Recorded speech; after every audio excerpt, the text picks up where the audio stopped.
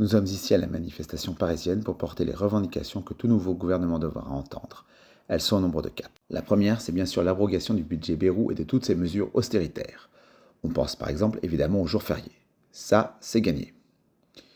Mais c'est également la question des jours de carence. On peut aussi penser par exemple aux mesures d'année blanche en termes de pension et en termes d'allocation sociale. Ça, c'est la première chose.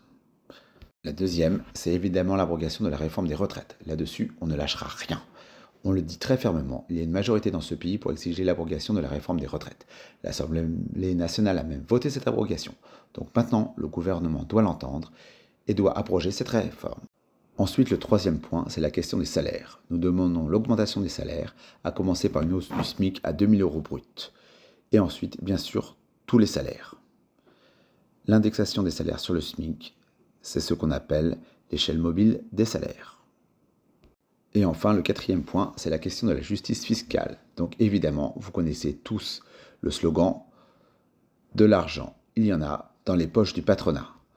Donc, appliquons-le d'abord avec la taxe Zuckman. Qu'est-ce que c'est? Elle consiste à taxer les 1800 familles les plus riches, quasiment personne, mais qui ont plus de 100 millions d'euros de patrimoine à hauteur de 2% afin qu'ils soient taxés à l'équivalent des salaires. Et nous voulons aussi remettre en cause la question des 211 milliards d'euros d'aide aux entreprises sans aucune contrepartie. Voilà, avec ça, de l'argent pour faire un projet social et financer la réforme des retraites, on peut le faire. Nous avons gagné grâce à la mobilisation du 10 septembre sur la question des jours fériés. Il faut continuer la lutte pour gagner sur le reste. La lutte est belle.